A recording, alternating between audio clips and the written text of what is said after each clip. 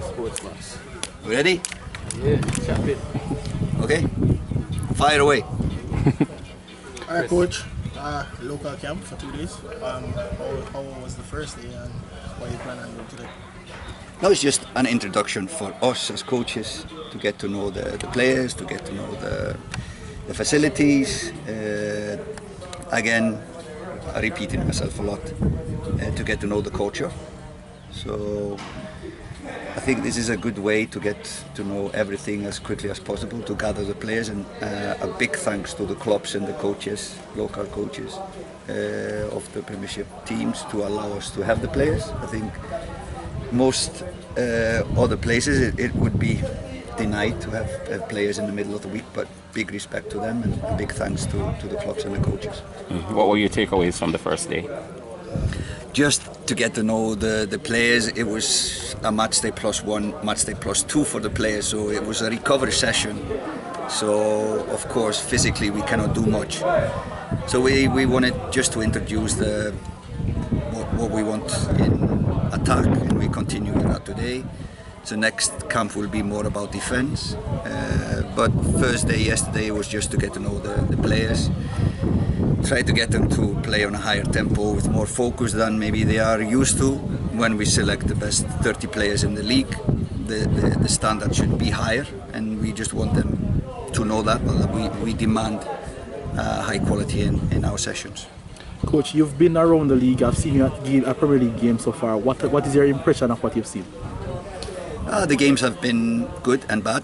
So sometimes too much power, less technique and tactics, but some really good matches. But I've only seen 4 games live, so I'm not the man to judge. But I will continue to look at the league and see the players, and hopefully see some talent that is not on my list or my radar. Coach, have you had a chance as well to know if there'll be future camps like this in the future before the Mexico game in the Nations League? So the plan, if the teams will allow me, we will do this hopefully every other week. So we'll have 2 days of 2 or 3 sessions, depending on when we can get it. Hopefully it can be on a Wednesday and Thursday, and then the players can give their best on the sessions. So they will always need a recovery day, and I don't want to take their recovery days and return them physically tired to the club. So it's cooperation between me and the coaches and the teams. Coach, how significant was this camp, especially with the upcoming Nations League fixtures in March? This one here? Yeah. Now I think it's good for us to get to know the players here. Their advantage will be when it comes to the FIFA break. They will have the advantage of knowing what we want, and the players abroad of course cannot attend these sessions, so they will have an advantage on those players, and we will have no trouble picking players from domestic players to the squad, because we have hopefully been drilling them in the position and in the tactics we want to play. Have you been impressed with any particular players so far? Too premature to say. I will answer that question in maybe a month. Yeah, the overseas-based players you just mentioned, what will the interaction be? Because there must be some interaction as you head into March for that Mexico game. Is it you're going to be just monitoring, just like us, by looking at their game week to week, or you'll be in physical contact with them via phone or Zoom or whatever? If I need to, I'll give players a call, maybe if they're not playing, why they're not playing, etc. But mostly it's watching their fitness level. I more or less know those players. That has been of course, when I was back home in Iceland from September, I've been monitoring more their players because the league here was not started. So I've been watching a lot of matches from Jamaican players playing abroad. But it's more or less just watching them, and if I need to, I will give players a call.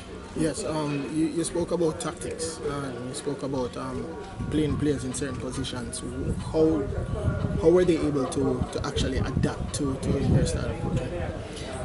I'm pretty happy with the 2 camps we had. The first game, of course, now we can say we played the world champions, and I had 1 day of preparation. But given that, I think we played pretty good tactically.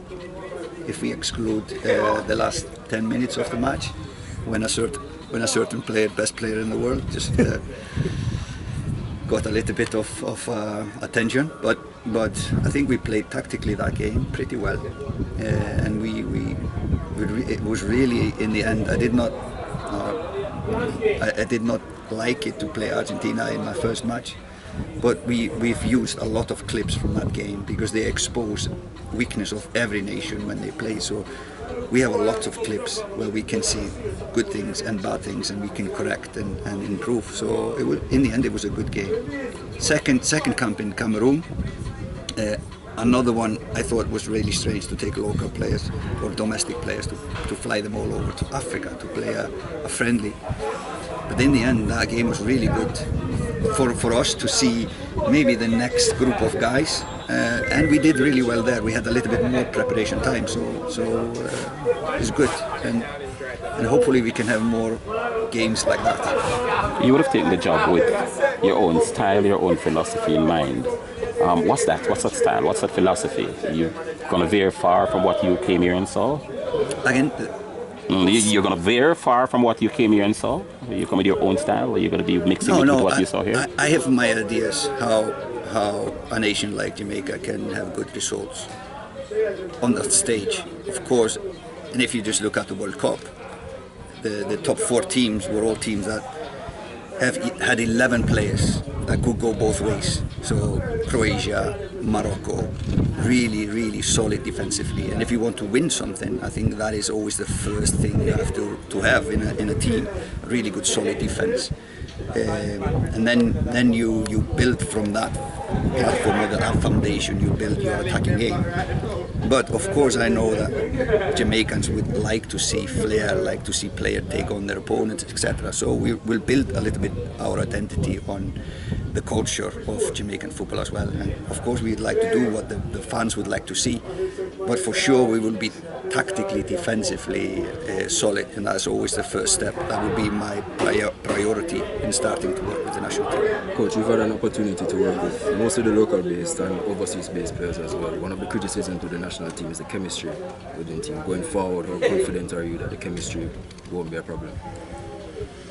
But I cannot promise what's going to happen in the future, but what we will do is be clear of what we want.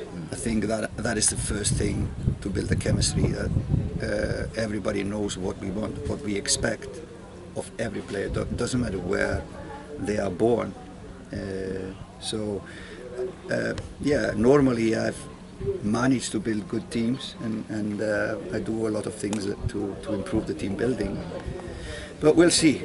Hopefully the players will be that enthusiastic, because the next couple of years for the Jamaican national team is really exciting, and I think everybody like to be on board. Not only the World Cup in 2026, this summer is the World Cup, and it's a platform. The international platform is a platform all good players, all good professionals like to play in. So I think everybody will be on board. Hopefully we can take the right steps into improving, to making the setup more professional than it has been.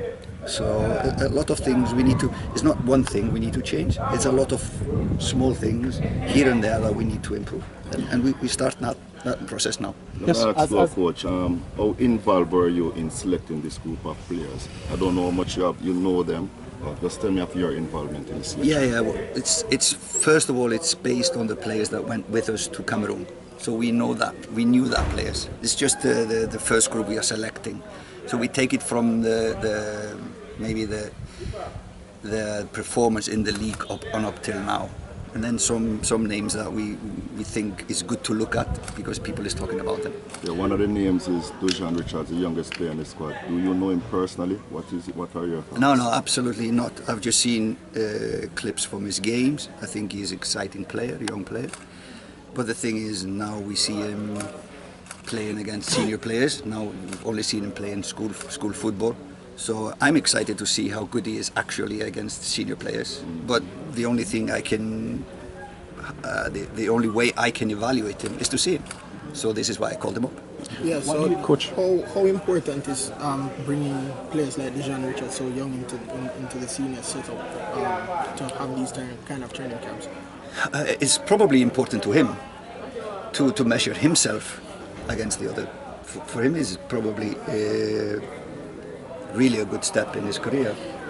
Then he will see his weakness against or strengths against senior players. For us, it's a name that is probably has been off the radar a little bit. But now, for us, it's good to see. Is it a prospect coming, or do we have to wait 1 or 2 more years? That's for us to evaluate. Maybe not after this session, but in the next couple of months. Coach, at the World Cup, did you? Two more questions. At the World Cup, did you get the chance to watch some of the CONCACAF teams in our region? Yeah, I went to Qatar mainly to see the CONCACAF team. So I was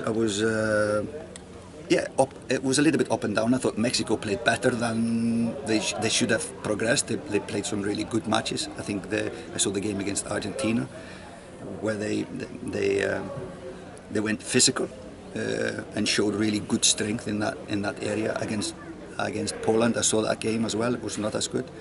And then it was Costa Rica up and down. So US, I like this style of play. Maybe a little bit. They were maybe a little bit over ambitious in my opinion, but really exciting crop of players.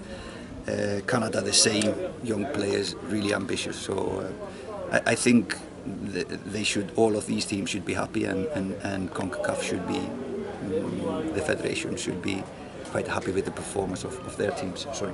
Now, as a coach, how much do you expect to grow as a coach being in this new environment, and what do you what are some of the challenges you're expecting here, and how you expect it to build you as you go through your career?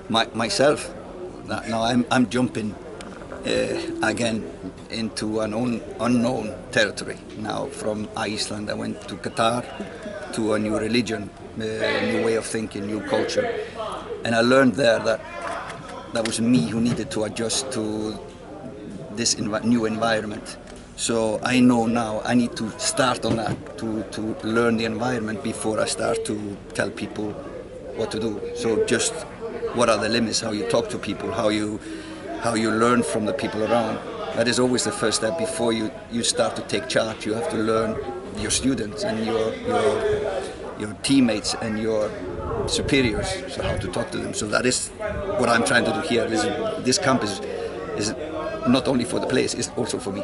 Coach, I know Earl said one last one, but I'm quickly trying to get this one in. I don't know if it was discussed at your unveiling, but what did it for you when the JFF came to you? What did it? What did they sell you in terms of, what did it for you? Why you chose Jamaica? Because you could have gone jobs elsewhere, I'm sure.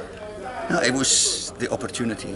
I mean, to do good. I think there's such an unlimited talent here. I think the player pool is so deep, and I know it will be tricky to find the 23 players and the 11 players to start in the end. That would be my hardest task. So the opportunity to try to get my philosophy into this crop of players, hopefully from the past, from my experience, I hope I can put a mark on Jamaican football. That was the excitement for me, was football reasons.